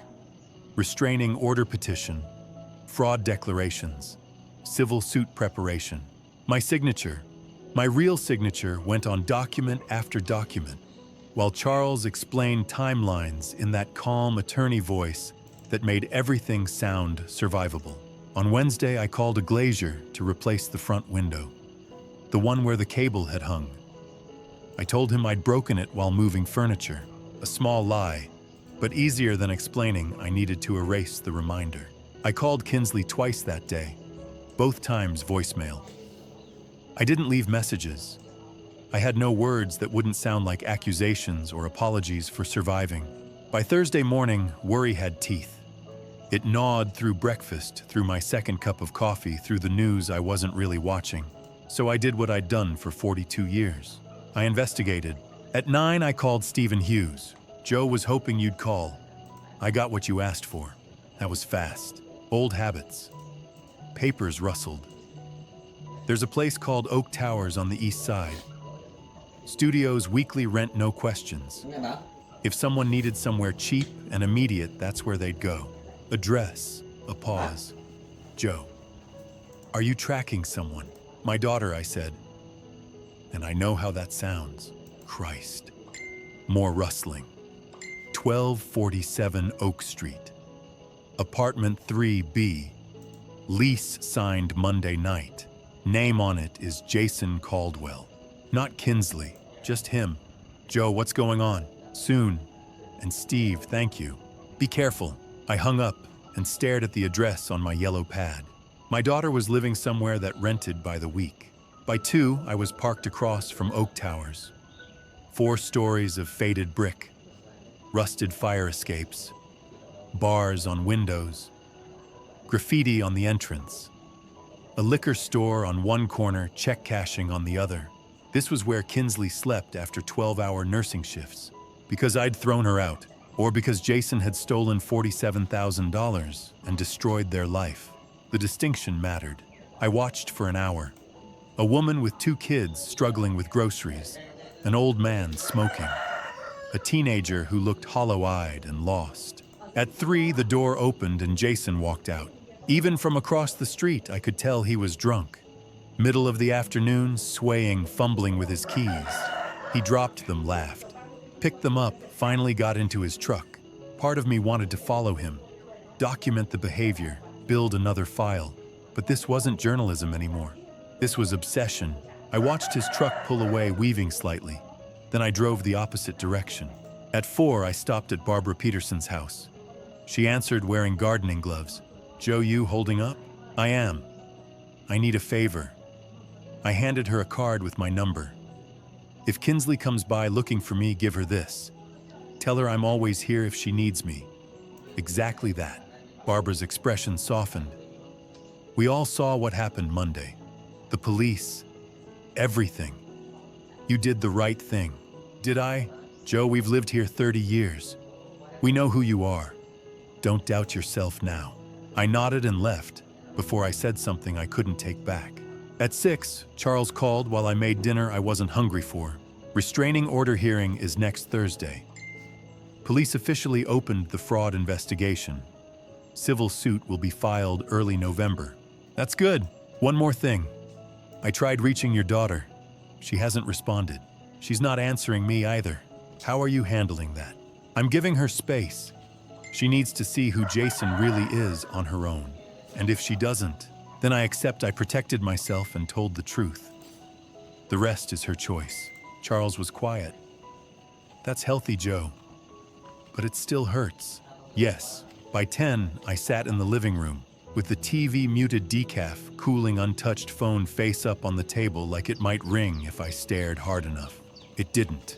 I thought about Kinsley in that apartment, about Jason drunk at 3 in the afternoon, about the kind of man who ruins everything and then numbs himself while his wife works herself raw. I thought about Catherine's promise. Take care of Kinsley, but also take care of yourself. Was I doing that, letting her live in Oak Towers while I worried in my paid-off house? Or was this the only thing left, letting her see the truth without me forcing it? The phone stayed silent. Outside, the October wind rattled the newly repaired window, and I waited, still waiting for my daughter to come home. Friday passed quietly, too quietly. I went to bed around midnight, exhausted from another day of waiting for phone calls that didn't come. But I couldn't shake the feeling that something was coming, that the stillness was temporary, that men like Jason Caldwell don't accept defeat, they marinate in it until it turns to rage. At 2:14 in the morning, I learned I was right. Quick note: what follows contains some fictionalized elements added for educational purposes, but the lessons I'm sharing remain meaningful. The sound of breaking glass tore through my sleep like an alarm I couldn't turn off. Not a crack, not a tap. A full-volume crash that said something heavy had just gone through something expensive. I was up before my brain fully processed what was happening. Heart slamming in my chest, phone already in my hand. 42 years of journalism had trained me to grab documentation. First, ask questions. Second, another crash. Living room window. I ran to the upstairs window that overlooked the front yard and looked down. Jason Caldwell stood in my driveway, illuminated by the streetlight, holding a baseball bat, like it was the only thing keeping him upright. His truck was parked crooked at the curb driver's door, still hanging open. Even from the second floor, I could see the way he swayed. Drunk didn't begin to cover it. This is my house. His voice carried through the October night, loud enough to wake the whole street. Slurred, furious. You stole it from me, old man, you stole everything. He swung the bat. My mailbox, the one Catherine and I had installed in 1997, exploded into splinters. I unlocked my phone and started recording. Timestamp 2:16 a.m. Jason staggered toward the flower pots on the porch. The ceramic ones we'd bought at the farmer's market last spring.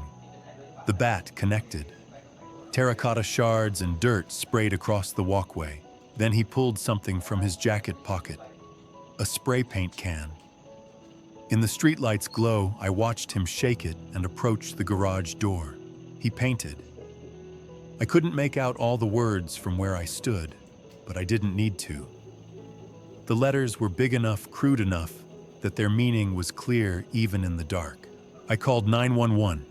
911, what's your emergency? Someone is vandalizing my property. I'm at 42 Maple Drive. The suspect is Jason Caldwell. He's drunk and armed with a baseball bat. Are you in immediate danger, sir?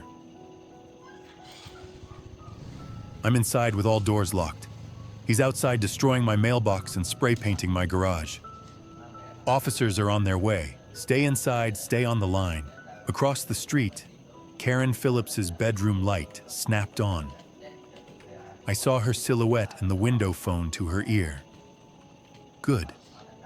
Multiple witnesses. Multiple calls. The more documentation, the better. Jason had moved on from the spray paint. He'd found something else in his truck, a crowbar. At 2:20, he was at my front door trying to jam the crowbar into the gap between door and frame. The new deadbolt held. Tony Valdez had done good work. I opened the upstairs window 6 inches. Cool October air rushed in. Hosen. I called down. My voice was steady, loud enough to carry, but not shouting. The police are coming. Leave now while you still can. He looked up, found me in the window. His face was red, sweating despite the cold, twisted into something ugly.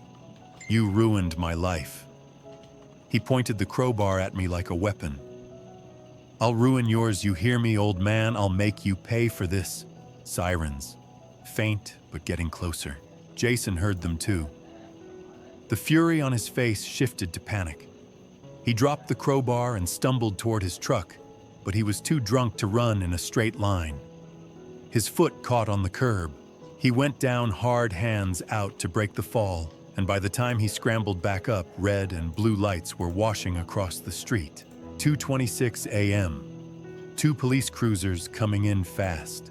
Officer Reynolds and Officer Davis. Third time in a week they'd been called to my address. Jason was still trying to reach his truck when the cruiser lights hit him. He froze like an animal caught in headlights, then tried to keep moving.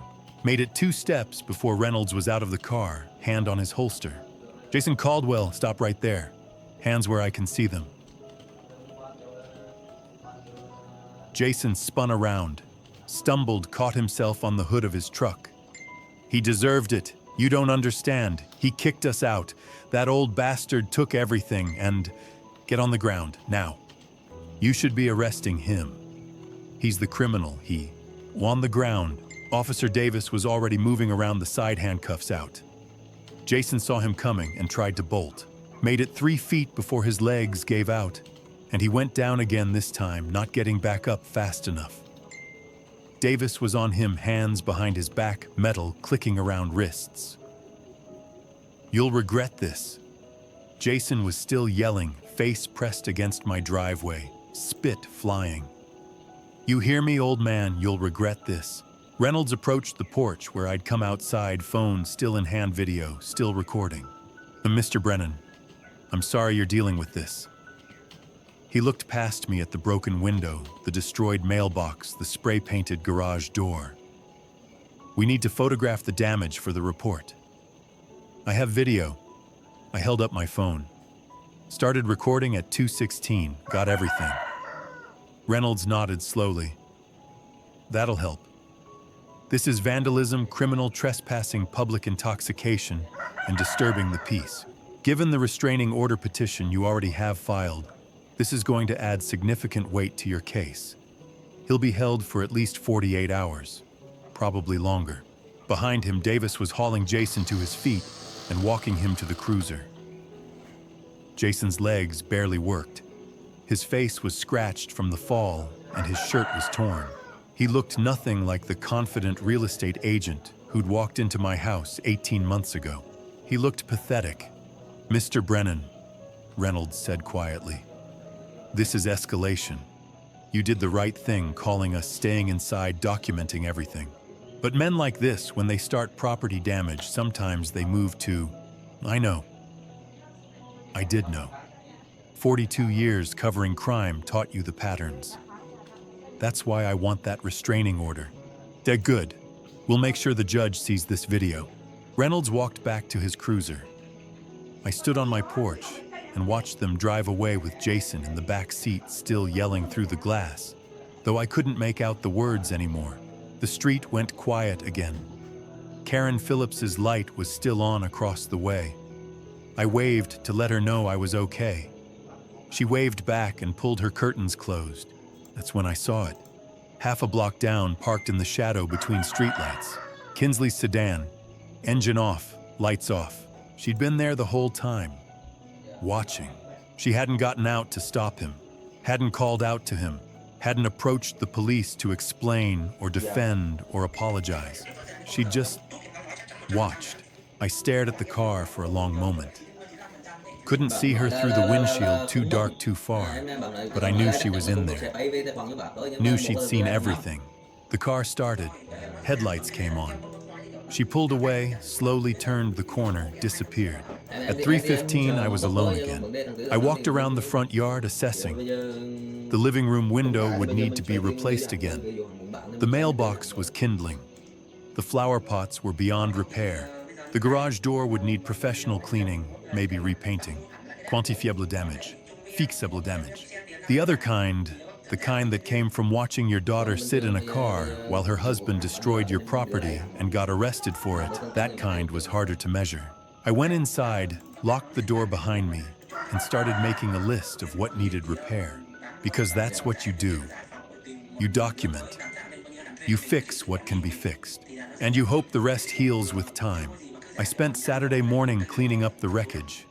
Glass shards swept from the walkway. Spray paint scrubbed from the garage door. It didn't all come off, but I got most of it. The mailbox replaced with a temporary one from the hardware store. By noon, the physical evidence of Jason's rampage was mostly gone. You'd have to know what to look for to see the scars, but the wounds, those were still there. Fresh. Deep. At 3 o'clock, my phone rang. Charles Norton. His voice carried the weight of bad news before he even spoke. Joe. Charlie. What is it? A pause. The kind lawyers use when they're choosing words carefully. I don't know how to tell you this. Just tell me. Your daughter posted bail for him this morning. $5,000. I sat down. Didn't realize I'd been standing until my legs stopped working, and the kitchen chair was suddenly necessary. She bailed him out. Yes, after what he did last night. The vandalism, the threats, the arrest. Yes. I stared at the coffee cup in front of me. It was Catherine's favorite, the one with the faded sunflowers she'd bought at a craft fair in Wisconsin in 2006. I'd been using it every morning since she died. Couldn't explain why, just felt right. Joe, I tried calling her. Wanted to warn her about the protective order we're filing about the charges he's facing. She didn't answer. She wouldn't. I'm sorry. Don't be. I picked up the coffee cup, set it down. That's her choice. I can't save someone who doesn't want to be saved. That's very mature of you. Mature. I almost laughed. Charlie, I'm 67 years old, and I just watched my daughter bail out the man who vandalized my house 12 hours ago. I don't feel mature. I feel like I'm losing her. You might be. For now. But Joe, people come back. Sometimes it takes hitting bottom. Sometimes it takes seeing things clearly. Give her time. How much time does she have before he hurts her instead of my mailbox? Charles didn't answer that. Couldn't. We both knew there was no good answer. After I hung up, I sat at the kitchen table for 20 minutes. Just sat, staring at Catherine's coffee cup and thinking about the $5,000 Kinsley had somehow scraped together to free the man who'd gotten them kicked out of their home. $5,000 when they were living in a weekly rental at Oak Towers, when she was working 12-hour nursing shifts and he was day drinking at 3 in the afternoon. She'd chosen him. Again. At 3:30, I picked up my phone and did something I'd been avoiding since Monday night. I called my daughter. It rang 4 times. Long enough that I started composing a voicemail in my head. Then she answered. What do you want? Her voice was cold, defensive. Nothing like the voice that used to call me at work, just to say hi, that used to laugh at my bad jokes, that used to ask me to help her study for nursing school exams. Kinsley, I want you to be safe. I want you to leave him and come home. Home. She laughed, sharp, bitter. You kicked me out, Dad. You threw our stuff on the porch and humiliated us in front of the entire neighborhood. I kicked him out. You chose to go with him. He's my husband. He stole $47,000 from me. He planned to put me in a nursing home to sell my house. He vandalized my property at 2 in the morning drunk with a baseball bat. Kinsley, he's dangerous. He made mistakes. Everyone makes mistakes. Everyone deserves a second chance. I closed my eyes, heard the script, recognized every word of it from 42 years of interviewing victims who defended their abusers. Sweetheart, this isn't about second chances. This is about a pattern of behavior. Last night he was drunk and upset. Her voice rose. You ruined his life, Dad. You took everything from him. What did you expect? I expected him not to destroy my property. I expected you to see who he really is. You don't understand him like I do." She was crying now. I could hear it even though she was trying to hide it. "He's just under pressure. The lawsuit, the money problems, all of it, you caused this. You started this. The money problems he created by forging my signature on credit cards, by stealing from me for 6 months. Silence. Then that's complicated. You don't understand. Then help me understand. Come talk to me. Just you. Without him. Let's sit down and..." I can't. Why not? Because he needs me. We're going to be fine. We just need time to figure things out. Please, Dad. Please just leave us alone. Kinsley, I have to go. Wait. Click. She hung up. I sat there holding the phone, staring at the screen where her name was still displayed. Kinsley. The gap-toothed 5-year-old who'd believed I could fix anything. The 38-year-old woman who'd just bailed out a man who'd threatened to ruin my life. He's just under pressure. That's complicated. You caused this. He needs me. Every sentence a red flag. Every justification a warning sign. She was protecting him, defending him, taking responsibility for his crimes and his rage and his destruction. She was protecting her abuser, and there was nothing I could do about it. I'd spent 42 years as a journalist, learning how to find truth, how to document evidence, how to build cases that exposed corruption and held people accountable. I'd taken down politicians and business executives and criminals who thought they were untouchable. But I couldn't save my own daughter from a man who was destroying her life one choice at a time, because she didn't want to be saved. She wanted to save him. I set the phone down on the kitchen table next to Catherine's coffee cup.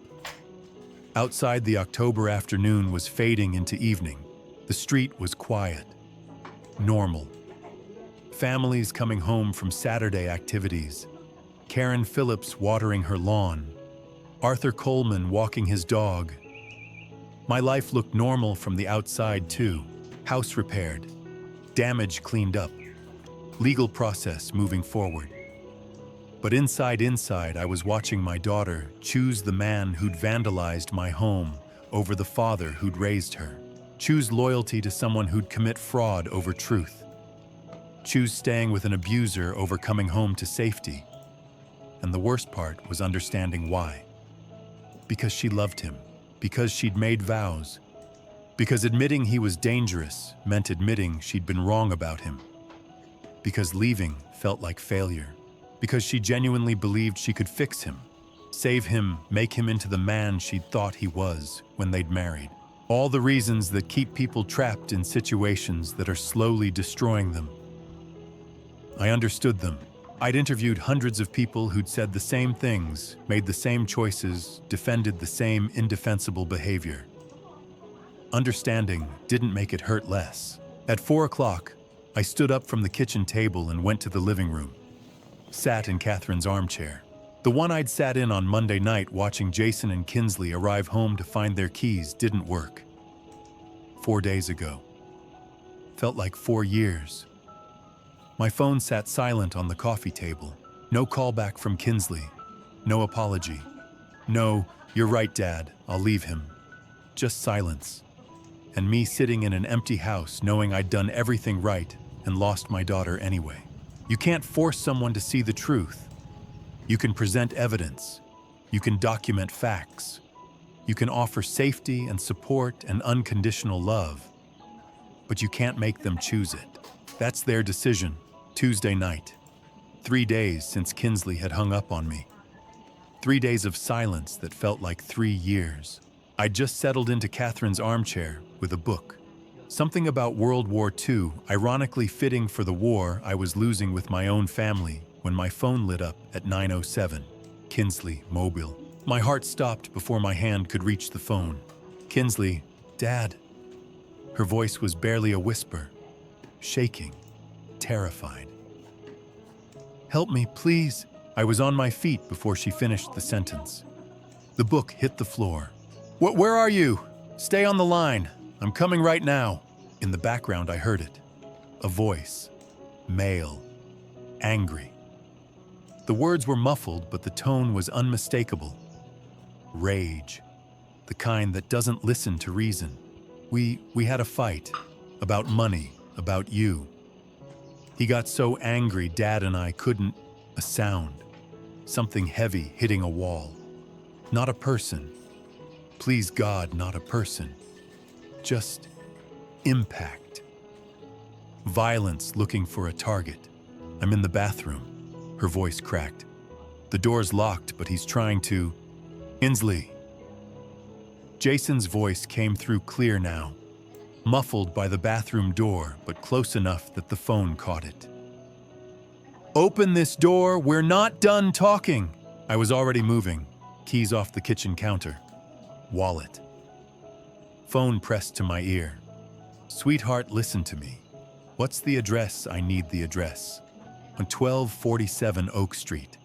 Apartment 3B. "But Dad, don't. He's so angry, I don't want you to." The sound of the door shaking. Rattling in its frame. Fists pounding. I'm 3 minutes away. Keep that door locked. Do you hear me? Keep it locked. My hands were shaking so badly I almost dropped my car keys. Garage. I needed to get to the garage. "Dad!" Her voice broke completely. "He hurt me. Earlier tonight. Not bad, but I should have listened to you. You were right. You were right about everything." The words hit me harder than any punch could have. She'd known. Some part of her had known 3 days ago when she'd bailed him out. When she'd told me to leave them alone. She'd known, and she'd stayed anyway, because that's what abuse does. It convinces you that maybe you're wrong. Maybe it'll get better. Maybe if you just try harder. I'm backing out of the garage right now. I'm calling 911 the second we hang up. Just hold on. My truck roared to life. I threw it in reverse. "I'm scared, Dad. I'm so scared." "I know, baby, I know, but I'm coming. 2 minutes, that's all." Another sound through the phone. Louder this time. The door shaking harder. Jason's voice was incoherent now, just fury and volume words blending into rage. Then the sound that made my blood run cold. Wood. Cracking. The door frame giving way under sustained assault. "Oh no, oh God, he's Dad, he's..." "Kinsley, keep the door closed. I'm almost..." A scream, short, sharp, cut off mid-breath. "No, please don't." The line went dead. 9:09 p.m. I was already on Oak Street running every red light between my house and hers. My other hand was dialing 911. The phone rang once. Twice. 911, what's your emergency? My daughter Kinsley Brennan. She's at 1247 Oak Street, apartment 3B. Her husband is breaking into the bathroom where she's hiding. I just heard the door break. She screamed and the call cut off. I'm 2 blocks away. Sir, I'm dispatching officers now. Do not enter the residence. Wait for... I'm her father. I'm not waiting. I hung up. Threw the phone on the passenger seat. I slammed on the brakes. Threw the truck into park. Left it running, door open, keys still in the ignition. Before I tell you how I saved my daughter that night, pause here. Share your thoughts in the comments. What would you do in my shoes? If this father's fight has moved you, let me know you're still here. Your words give me strength to continue. And a reminder, the following events contain fictionalized elements for educational purposes. If you'd prefer not to continue, feel free to stop here and choose content that better suits you. 12 minutes became 10. 10 became 8. I took corners too fast, ran lights I shouldn't have, and I didn't care. Every second that passed was a second my daughter was locked in a bathroom with a man breaking down the door. At 9:19, I screeched to a halt in front of 1247 Oak Street. The building loomed in the darkness, 4 stories of failing brick and flickering exterior lights. The kind of place where hope comes to get crushed under the weight of bad choices and worse circumstances. 3rd floor. Apartment 3B, I ran. The entrance had no security, no buzzer system, no locked door, just a push and you were in.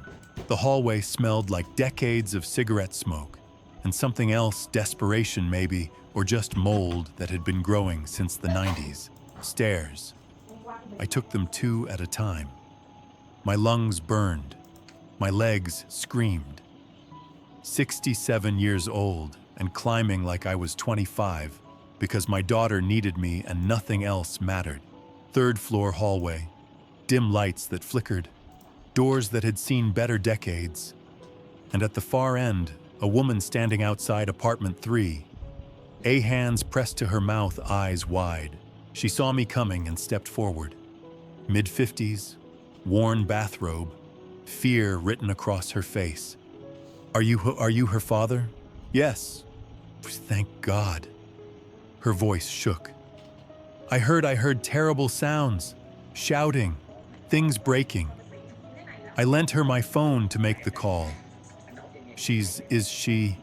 Call 911 again. I said, already moving past her. Tell them to hurry. Apartment 3, B. The door was closed, but I could hear movement inside. Footsteps. Something being dragged or pushed. I pounded on the door with my fist. Kinsley, its dad, opened the door. The footsteps stopped. Silence for 3 heartbeats. Then the door opened.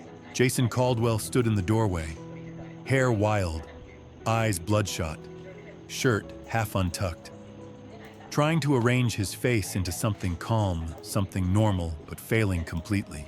Joe. He said my name like we were neighbors who'd run into each other at the grocery store. What are you doing here? Where is she? He didn't move, didn't step aside. Just stood there blocking the doorway with his body, one hand on the frame like he owned the space. She's fine. We had a disagreement. Couples fight. This is between me and my wife. You should leave. I looked past him into the apartment. It was a disaster. A lamp lay shattered on the floor. A chair was overturned. In the corner next to what must have been the bathroom, my daughter sat on the floor. Knees pulled up to her chest, face hidden in her arms, shoulders shaking. Kinsley, she looked up. Her face was tear-streaked, red, swollen from crying. And in her eyes, God in her eyes, I saw the kind of fear that no daughter should ever have to feel. Sweetheart, come here, come to Dad. She started to move, started to stand. Jason stepped to the side, blocking her path and mine in one movement. She's not going anywhere. This is my house. You're trespassing, Joe. You need to leave before I call the police. Something cold settled into my chest. Not anger. Colder than that. The kind of calm that comes right before a storm breaks. You have 5 seconds to step aside. Or what, old man? He smiled. Actually smiled. You gonna hit me? You're 67 years old. You really think I pushed past him? Not a punch, not a shove that would send him flying. Just forward momentum. The kind that says you are not stopping me without words. He grabbed my arm, tried to pull me back. For a second, we were locked there in the doorway, him trying to assert control me, trying to reach my daughter. Adrenaline is a hell of a thing. It makes 67-year-old muscles remember what they used to be capable of. I broke his grip and stepped into the apartment. Don't touch me. Behind us, I heard it. Sirens. Close and getting closer. Footsteps pounded up the stairs. Heavy. Fast.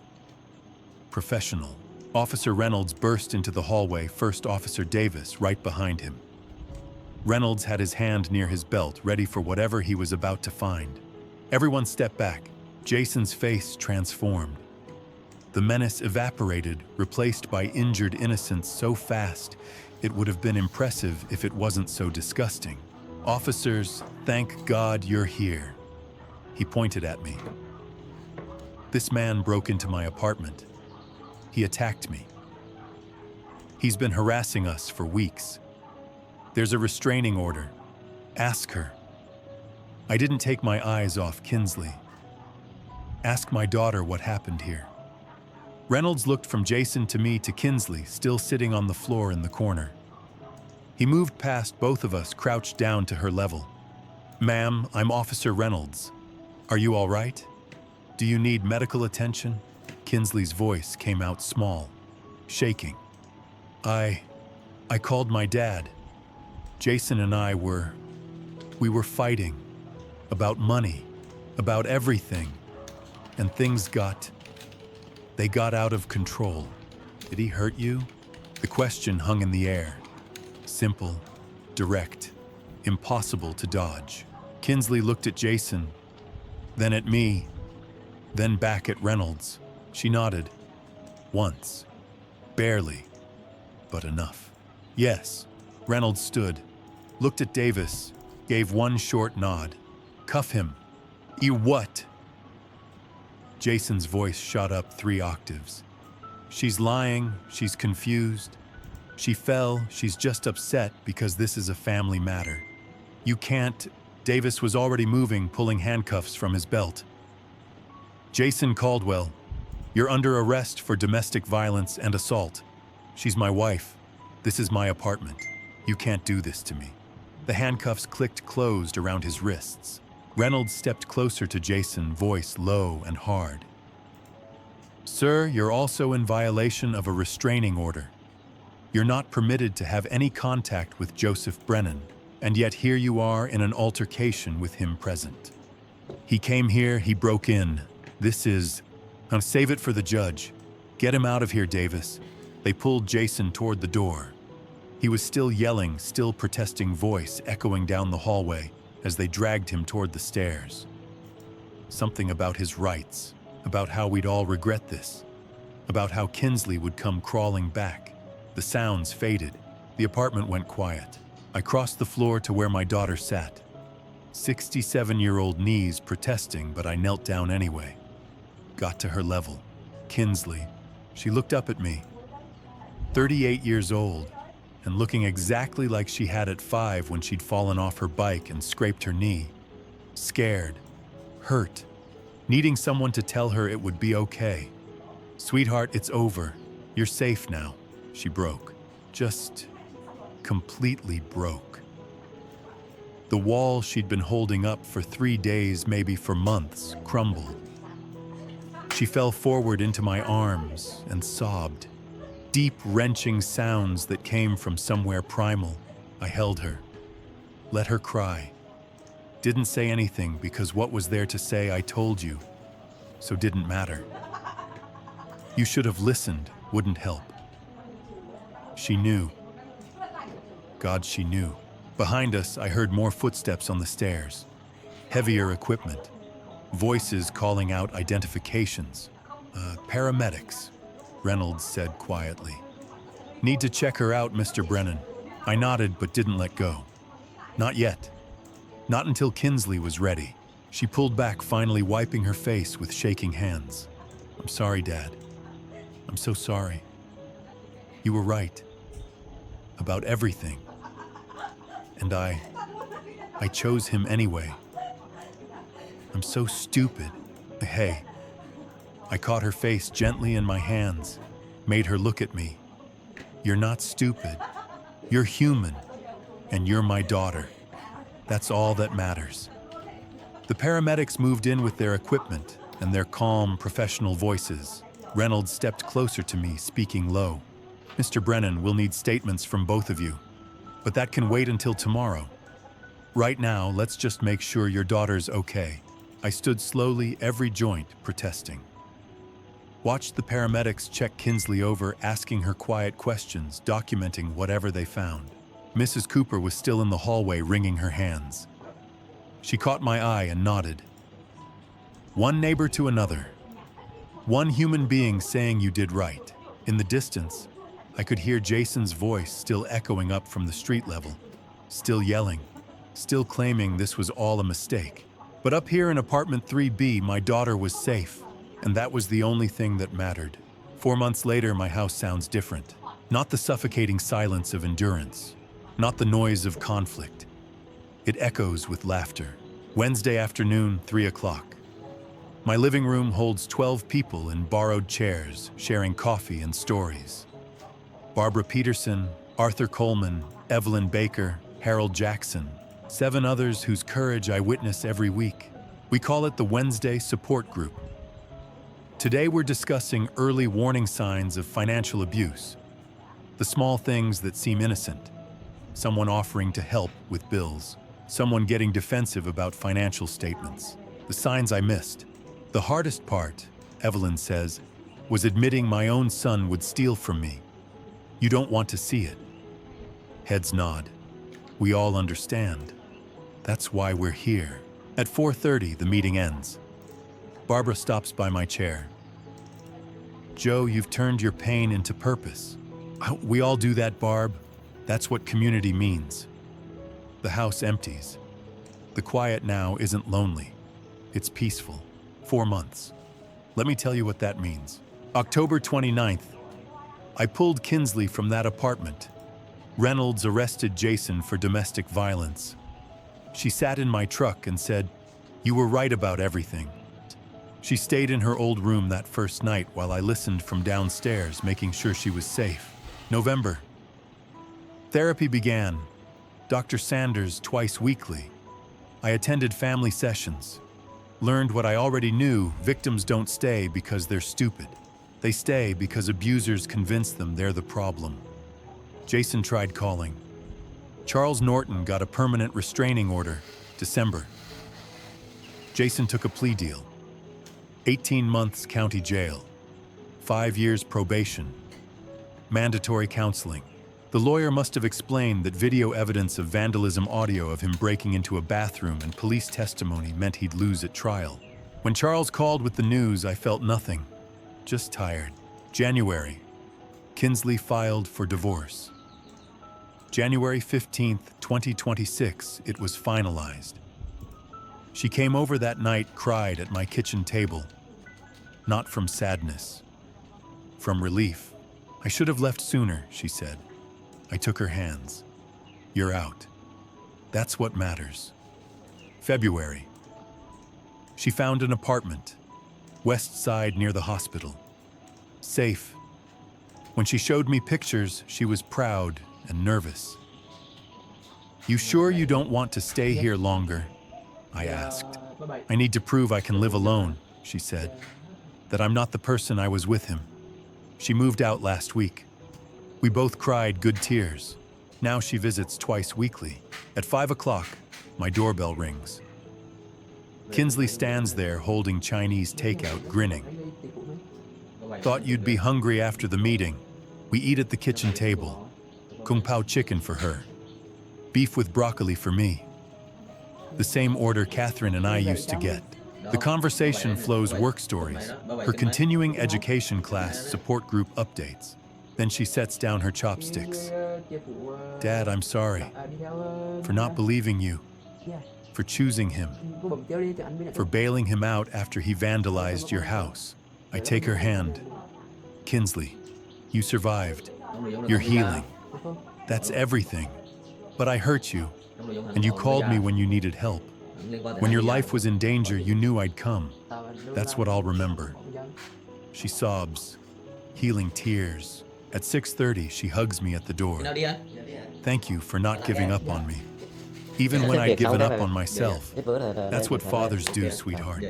I watch her taillights disappear. Go back inside my quiet, peaceful house. I sit in Catherine's armchair. The new TV hangs where the old one was. I barely watch it. The photos on the mantle have changed. Catherine is still there forever, 45 and smiling. But now there's a support group Christmas photo. A recent picture of Kinsley actually smiling. Evidence of a life rebuilt. I open the side table drawer, pull out the small box. Inside, coiled carefully, is the black cable, the one Jason cut that Friday afternoon in October. I hold it, study it like an artifact. That cable was an ending and a beginning. I say to the empty room, to Catherine's photo. An ending of who I was, the man who let people take advantage, and a beginning of who I needed to become, someone who stands up, who survives. I put it back. I don't need to look at it daily, but I need to know it's there. A reminder. I've learned that dignity isn't given, it's claimed. That standing up for yourself isn't selfish, it's survival.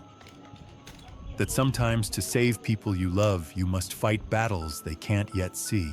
And I've learned you're never too old to start over.